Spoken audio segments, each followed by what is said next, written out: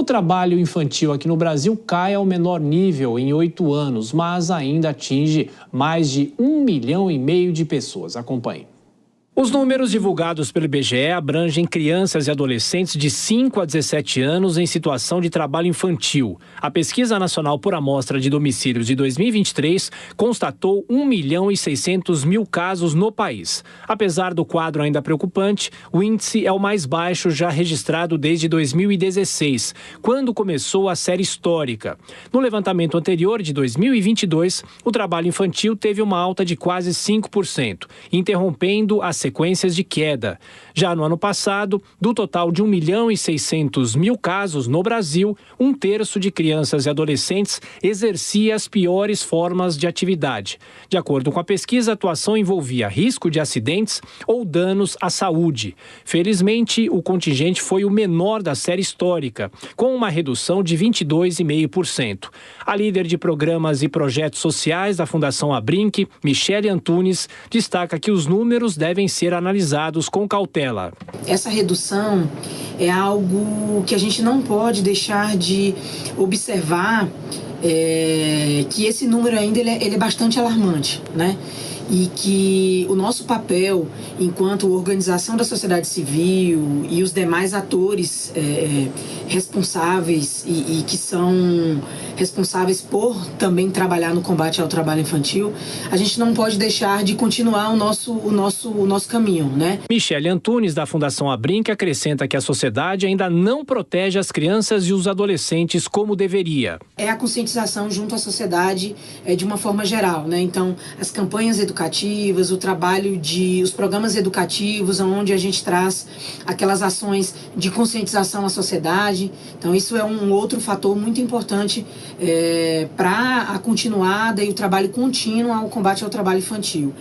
E, por fim, acredito que seja as ações em parceria, em rede, para que a gente possa, de fato, continuar trabalhando para a efetivação da política pública, né? A Fundação Abrinq cita ainda as diferenças pelo Brasil. Em 2023, o maior número de crianças que trabalhavam morava no Nordeste do país, cerca de 500.000 pessoas. No entanto, a proporção populacional mais expressiva foi registrada no Norte brasileiro, com quase 7% da faixa entre 5 a 17 anos.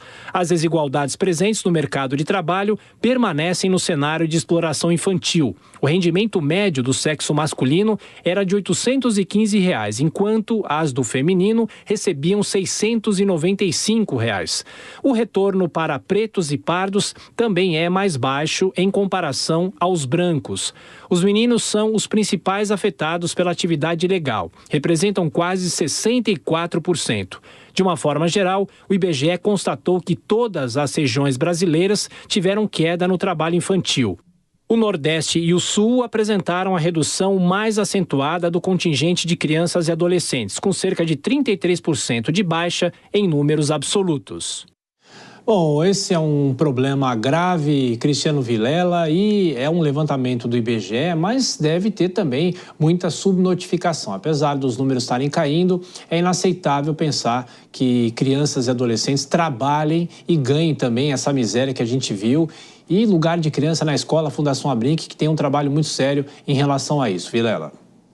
Exatamente, Tiago. Nos últimos anos, a gente tem visto, claro, um avançar nesse tema.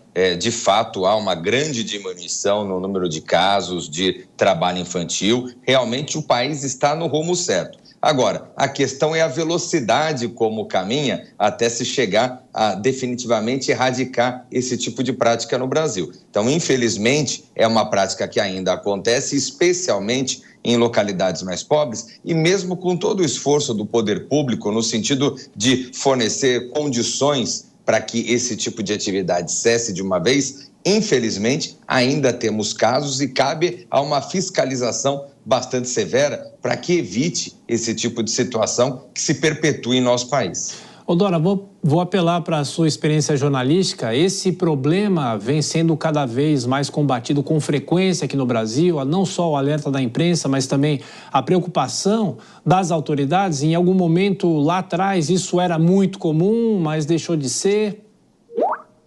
Já foi muito pior. principalmente numa época em que isso não era um problema detectado, não era um problema debatido, não era um problema que se trazia, né? Era algo como, olha, a miséria requer isso, porque as famílias colocam as crianças para trabalhar, as crianças não têm escola, não têm condições de ir, enfim, tem diversos motivos. Agora, é como disse a nossa entrevistada, claro que a notícia é boa, a redução é boa, mas tem uma notícia ruim, né? Porque 1.600.000 crianças nessa condição, crianças e adolescentes, né? Parece que esse dado engloba tudo. Sim. É um número muito, muito grande, né? Mas se a atuada for essa de diminuição, a gente tem uma boa notícia, mas eu acho que também o Vilela já colocou aí, é o poder público e não às vezes não depende só de uma ação de ajuda. Eu acho que essa redução também pode ter muito a ver com Bolsa Família, esses benefícios assistenciais, porque faz com que as famílias não precisem que as crianças entrem na contribuição da renda, mas tem vários fatores, sendo a educação um dos mais importantes.